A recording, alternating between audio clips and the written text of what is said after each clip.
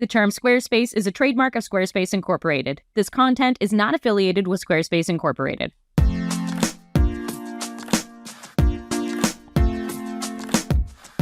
Welcome to Think Inside the Square, a podcast full of quick tips and tricks that will help you create a Squarespace website that you're proud of. I'm your host, Becca Harpain, creator of InsideTheSquare.co, and in this episode, you'll learn about the different types of page sections available in Squarespace 7.1. For a transcript of this episode, along with any links to resources mentioned, visit InsideTheSquare.co/podcast. Page sections are a brand new feature for Squarespace 7.1, and you'll find them on standard pages, collection list pages, and project pages inside a portfolio. Now, there are 4 different types of page sections in Squarespace, and in this episode, I'll talk about the differences so you can make sure you're working with the right one for the content you're trying to display. All page sections have a background image or a background video, and they can be assigned a color theme. But that's pretty much where the similarities stop. Now, each one of these 4 types has some very unique settings and unique ways that they display content. First up, let's talk about classic editor sections. Now, Fluid Engine was released in July 2022, but some 7.1 sites still have access to what's known as the classic editor. If you see an option in edit mode over that page section, it says upgrade in the top left-hand corner, they're trying to get you to upgrade that to a classic editor section because it's an older version of Squarespace. Now, these classic editor sections have blocks of content, but they stick to a 12-column grid. They can only be resized horizontally or vertically with the help of spacer blocks and the content inside of them. You can't edit the layout of a classic section separately for mobile devices. It's going to be automatically reorganized and resized for smaller screens. Classic editor sections are made up of these content blocks, and unlike a Fluid Engine section, they also can't overlap each other. You need to use things like custom code to create layers in these classic editor sections. While the flexibility of Fluid Engine isn't there, sometimes the rigidity of working with that 12-column grid that Squarespace was based off of can actually be beneficial. If you don't really have a lot of time to dig into details about the mobile version of your site, and you're really comfortable with a limited amount of flexibility for the design, you want it to stick to that 12-column grid, go with the classic editor section, no need to hit upgrade. Now, the next type of page section I want to talk about is the one that most of us are familiar with, called a Fluid Engine page section. This is the most versatile page section available in Squarespace, but I gotta be honest, it's not my favorite. You'll learn what my favorite one is next. But here, let's talk about these Fluid Engine page sections because while it's not my favorite, I still really like them. You can add content blocks to these sections, resizing them and layering them using the Fluid Engine editor. You can also adjust the layout of these sections on mobile, rearranging, resizing, and realigning until it looks perfect for smaller devices. Now, Fluid Engine sections actually have a 24-column grid with an adjustable grid gap. You'll find that inside the settings option for that page section. Content in a Fluid Engine section can stretch all the way to the edge of the screen horizontally and to the edge of the section vertically. Again, you'll just need to adjust some of the settings available in the settings menu for that individual Fluid Engine page section.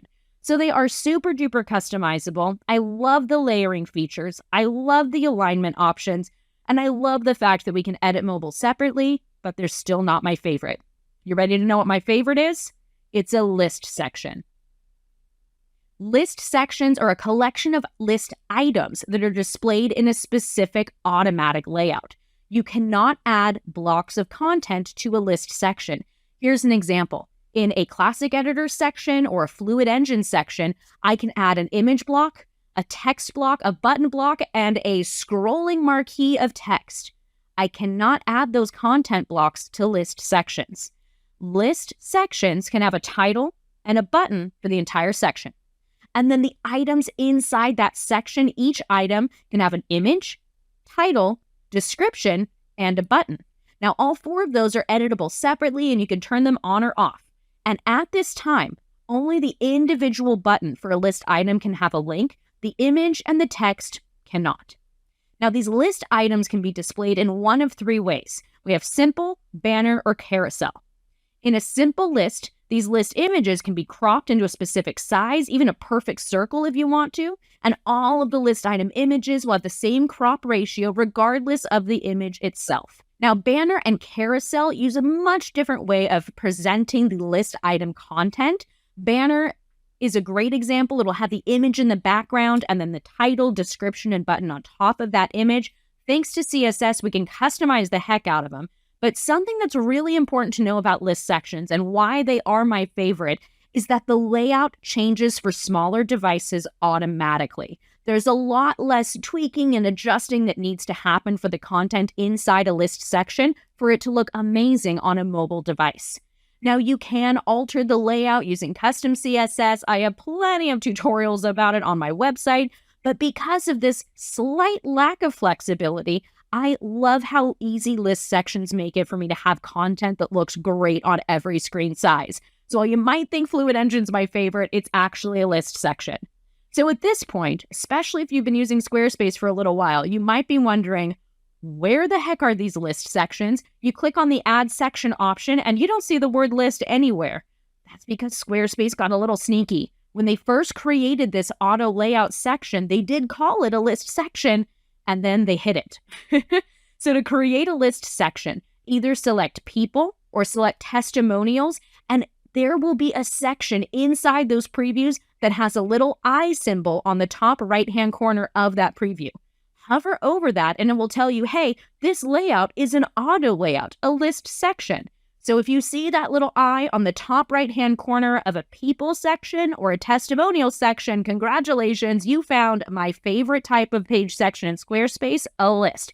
Click on that and you can edit all of the cool things about it. Now, there's one other type of auto section available in Squarespace 7.1 called a gallery section. And a gallery section is fairly limited, but is a really great way to add a ton of visual content to a site in a layout that's going to look fantastic on every screen size. Just like a list section, it will automatically arrange the content and change the images to display differently based on the screen size, so it's really usable and user-friendly, I should say. Now, these gallery sections display a collection of images, and they can have descriptions or captions. Now, there's 6 different options for displaying these images in a gallery, and there's some differences here. We have grids. There's grid simple, grid strip, and grid masonry. And then we have slideshows. Slideshow simple, slideshow full, and slideshow reel. But there is one very important difference between the two of these. Grid layouts will display all of the images in that section. Slideshow layouts have a featured image, and some allow for a thumbnail display, and some allow for multiple images to the left and the right, but you're not going to see all the images in that gallery section. That only happens with the grid layout. Now, these gallery sections, they were also renamed after they were created, so when you select Add Section, what I want you to do is look at Images and look for that little eye symbol on the top right-hand corner of the section preview. That means it's going to be an auto layout, a gallery section. All right, let's do a quick recap here. The 4 different types of page sections available in Squarespace and where you can find them. We have a classic page section. This is made up of content blocks that you can rearrange, but you cannot layer, and they will adjust their own unique way for mobile devices. You cannot edit mobile separately in a classic section. We have Fluid Engine sections, one of the newest releases from Squarespace. Tons of flexibility here. You can add blocks of content, but arrange them any way you want them to be on this 24-column grid. No need for spacer blocks anymore. Create layers, adjust the height, the width, and the alignment, and change mobile separately. Then you have list sections, an auto layout that displays items inside that list. A list section can have a title and a button, and then these individual list items can have an image, a title, a description, and a button. All of the above or just one of the above, super customizable, but these list sections will automatically change the layout of the content based on the screen size, so not a lot of flexibility for adjusting things separately on mobile unless you use custom CSS. The other auto layout section that we have is a gallery section that displays images. Each one of these images can have their own unique link, and they can also have a description or a caption. There are 6 different options for displaying these, but the 2 main types are grid or slideshow. A grid layout displays all of the images on the page, and a slideshow only shows a featured image, sometimes thumbnails or an image to the left or the right, but you're not going to see the entire collection of images in that gallery section if you select one of the slideshow designs.